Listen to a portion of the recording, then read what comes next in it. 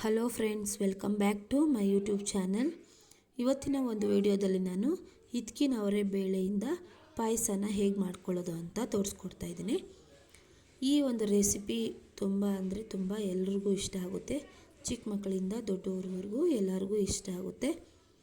ಈ ಅವರೆಕಾಯಿ ಸೀಸನ್ ಬಂದರೆ ಸಾಕು, ನಮ್ಮ ಮನೆಯಲ್ಲಿ ಫಸ್ಟ್ ಅಡುಗೆ ನಾವು ಪಾಯಸನೇ ಮಾಡೋದು. ನಮ್ಮ ಮನೇಲಿ ಎಲ್ರಿಗೂ ಇಷ್ಟ, ತುಂಬ ಅಂದರೆ ತುಂಬ ಇಷ್ಟ. ನನ್ನ ಮಗನಿಗಂದರೆ ತುಂಬಾ ಇಷ್ಟಪಟ್ಟು ತಿಂತಾನೆ. ಬೇರೆ ಪಾಯಸ, ರವೆ ಪಾಯಸ ಮತ್ತು ಅಕ್ಕಿ ಪಾಯಸ ಇದೆಲ್ಲ ಮಾಡಿದ್ರೆ ಅವನು ತಿನ್ನೋದಿಲ್ಲ. ಈ ಥರ ಹಿತ್ಕಿನ ಅವರೆ ಬೇಳೆಯಿಂದ ಪಾಯಸ ಮಾಡಿದ್ರೆ ಇಷ್ಟಪಟ್ಟು ತಿಂತಾನೆ ಫ್ರೆಂಡ್ಸ್. ಅದಕ್ಕೆ ಬನ್ನಿ, ಇವಾಗ ಇದಕ್ಕಿನ ಬೇಕಾಗುವಂತಹ ಪದಾರ್ಥಗಳು: ಹಿತ್ಕಿನ ಅವರೆ ಬೇಳೆ, ದ್ರಾಕ್ಷಿ, ಗೋಡಂಬಿ, ಬಾದಾಮಿ ಮತ್ತು ಕೊಬ್ಬರಿ ತುರಿ, ಗಸಗಸೆ, ತುಪ್ಪ, ಅಕ್ಕಿ, ಏಲಕ್ಕಿ. ಈಗ ಬನ್ನಿ, ಸ್ಟವ್ ಮೇಲೆ ಪ್ಯಾನ್ ಇಟ್ಕೊಂಡು ಸ್ವಲ್ಪ ತುಪ್ಪವನ್ನು ಹಾಕ್ಕೊಂಡಿದ್ದೀನಿ. ನೋಡಿ, ಕಾದಿದೆ. ಈಗ ಅದಕ್ಕೆ ಗೋಡಂಬಿ ಮತ್ತು ದ್ರಾಕ್ಷಿಯನ್ನು ಹಾಕ್ಕೊಂಡು 2 ನಿಮಿಷ ಲೋ ಫ್ಲೇಮಲ್ಲೇ ಫ್ರೈ ಮಾಡ್ಕೊಳ್ತಾ ಇದ್ದೀನಿ ಫ್ರೆಂಡ್ಸ್. ಹೈ ಫ್ಲೇಮಲ್ಲಿ ಇಟ್ಕೋಬೇಡಿ, ಲೋ ಫ್ಲೇಮಲ್ಲೇ 2 ನಿಮಿಷ ಫ್ರೈ ಮಾಡಿಕೊಂಡ್ರೆ ಸಾಕು. ಇದನ್ನು ಫ್ರೈ ಮಾಡಿಕೊಂಡು ಪಕ್ಕಕ್ಕೆ ಇಟ್ಕೊಳ್ಳಿ.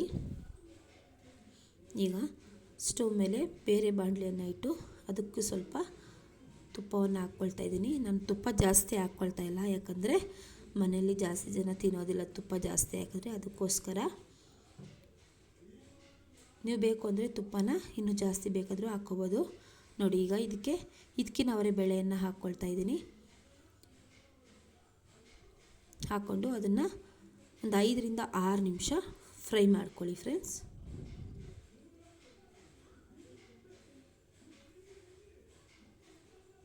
ನೋಡಿ, ಈ ಥರ ಫ್ರೈ ಆಗಿದೆ. ಈಗ ಅದಕ್ಕೆ ನಾನು ಬೇಳೆ ಬೇಯೋದಕ್ಕೆ ನೀರನ್ನು ಹಾಕ್ಕೊಳ್ತಾ ಇದ್ದೀನಿ. ಹಾಕ್ಕೊಂಡು ನಾವು ಬೇಳೆನ ಬೇಯೋದಕ್ಕೆ ಬಿಡಬೇಕು. ನೋಡ್ಕೊಳ್ಳಿ, ಬೇಳೆ ಮುಳುಗೋವರೆಗೂ ನೀರನ್ನು ಹಾಕ್ಕೊಂಡು ಈ ಥರ ಮುಚ್ಚಳ ಮುಚ್ಚಿ ಬೇಯಿಸ್ಕೊಳ್ಳಿ ಫ್ರೆಂಡ್ಸ್.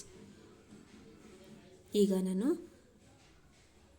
ಇನ್ನೊಂದರಲ್ಲಿ ಪ್ಯಾನಲ್ಲಿ ಗೋಡಂಬಿ, ದ್ರಾಕ್ಷಿ ಮತ್ತು ಬಾದಾಮಿಯನ್ನು, ಸ್ವಲ್ಪ ಅಕ್ಕಿಯನ್ನು ಹಾಕಿ ಹುರ್ಕೊಳ್ತಾ ಇದ್ದೀನಿ.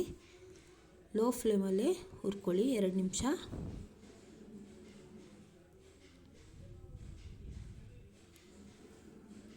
ಈಗ ಇದಕ್ಕೆ ನಾನು ಗಸಗಸೆಯನ್ನು ಸಹ ಆ್ಯಡ್ ಮಾಡ್ತಾ ಇದ್ದೀನಿ.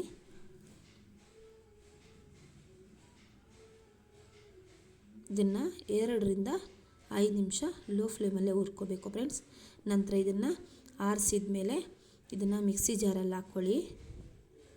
ಈಗ ಅದಕ್ಕೆ ಕೊಬ್ಬರಿ ತುರಿಯನ್ನು ಹಾಕ್ಕೊಳ್ತಾ ಇದ್ದೀನಿ. ಒಂದು 4 ರಿಂದ 5 ಏಲಕ್ಕಿಯನ್ನು ಹಾಕ್ಕೊಳ್ತಾ ಇದ್ದೀನಿ ಫ್ರೆಂಡ್ಸ್. ಹಾಕಿ ಸ್ವಲ್ಪ ಇದಕ್ಕೆ ನೀರನ್ನು ಸೇರಿಸಿ ನುಣ್ಣಗೆ ರುಬ್ಕೋಬೇಕು. ನೋಡಿ, ನಾನು ಈ ಥರ ರುಬ್ಕೊಂಡಿದ್ದೀನಿ. ಈಗ ಒಂದು ಬಾಣಲಿಯಲ್ಲಿ ಬೆಲ್ಲನ ಹಾಕಿ ಅದಕ್ಕೆ ಸ್ವಲ್ಪ ನೀರನ್ನು ಹಾಕಿ ಪಾಕನ ತಯಾರು ಮಾಡ್ಕೋಬೇಕು. ಯಾಕಂದರೆ ಅದರಲ್ಲಿ ಏನಾದರೂ ಕಡ್ಡಿ ಕಸ ಎಲ್ಲ ಇರುತ್ತಲ್ವ, ಸಣ್ಣದಾಗಿ ಕಲ್ಲುಗಳು ಎಲ್ಲ, ಅದಕ್ಕೋಸ್ಕರ ಈ ಥರ ಪಾಕ ಮಾಡಿಕೊಂಡು ನಾವು ಬೇಳೆಯಲ್ಲಿ ಹಾಕ್ಕೋಬೇಕು ಫ್ರೆಂಡ್ಸ್. ನೋಡಿ, ಈಗ ಬೇಳೆ ಬೆಂದಿದೆ. ಅದಕ್ಕೆ ನಾನು ಬೆಲ್ಲನ, ಪಾಕ ಮಾಡಿಟ್ಕೊಂಡಿರೋಂಥ ಬೆಲ್ಲನ ಶೋಧಿಸ್ಕೊಳ್ತಾ ಇದ್ದೀನಿ. ನೋಡಿ, ಈಗ ಒಂದು ಸಾರಿ ಚೆನ್ನಾಗಿ ನೀಟಾಗಿ ಮಿಕ್ಸ್ ಮಾಡ್ಕೊಳ್ಳಿ. ಮಿಕ್ಸ್ ಮಾಡಿದ ನಂತರ ಒಂದು 5 ರಿಂದ 6 ನಿಮಿಷ ಚೆನ್ನಾಗಿ ಬೇಯಿಸ್ಕೋಬೇಕು ಫ್ರೆಂಡ್ಸ್. ನಂತರ ಇದಕ್ಕೆ ನಾವು ರುಬ್ಬಿಟ್ಕೊಂಡಂತಹ ಕೊಬ್ಬರಿ ಹಾಲನ್ನು ಹಾಕ್ಕೊಳ್ಬೇಕು.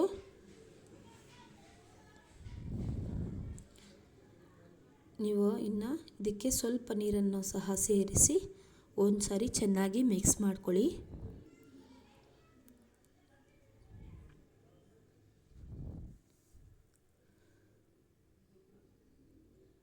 ಈಗ ಒಂದು 5 ರಿಂದ 6 ನಿಮಿಷ ಇದನ್ನು ಚೆನ್ನಾಗಿ ಕುದಿಸ್ಕೋಬೇಕು, ಅಂದರೆ ಬೇಯಿಸ್ಕೋಬೇಕು. ನೋಡಿ, ಈ ವಿಡಿಯೋ ನಿಮಗೆ ಇಷ್ಟ ಆದರೆ ದಯವಿಟ್ಟು ಶೇರ್ ಮಾಡಿ, ಸಬ್ಸ್ಕ್ರೈಬ್ ಮಾಡಿ, ಲೈಕ್ ಮಾಡಿ ಅಂತ ನಾನು ನಿಮ್ಮಲ್ಲಿ ಕೇಳ್ಕೊಳ್ತಾ ಇದ್ದೀನಿ ಫ್ರೆಂಡ್ಸ್. ಈ ಥರ ಒಂದು ರೆಸಿಪಿ ಟ್ರೈ ಮಾಡಿ ನೋಡಿ, ಹೇಗಿದೆ ಅಂತ ಕಮೆಂಟ್ ಮೂಲಕ ತಿಳಿಸಿ.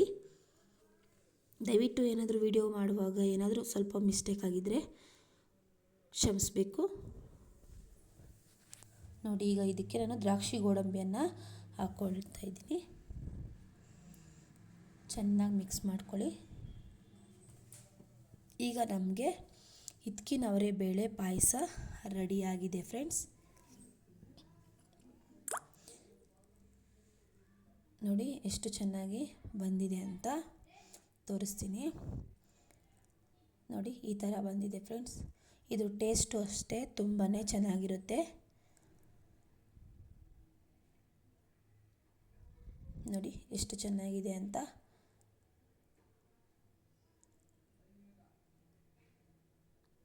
ಈ ಥರ ನೀವು ಸಹ ಒಂದು ಸತಿ ಟ್ರೈ ಮಾಡಿ ನೋಡಿ. ನಾನು ಇವತ್ತಿಗೆ ಈ ವಿಡಿಯೋನ ಇಲ್ಲಿಗೆ ಎಂಡ್ ಮಾಡ್ತಾ ಇದ್ದೀನಿ ಫ್ರೆಂಡ್ಸ್.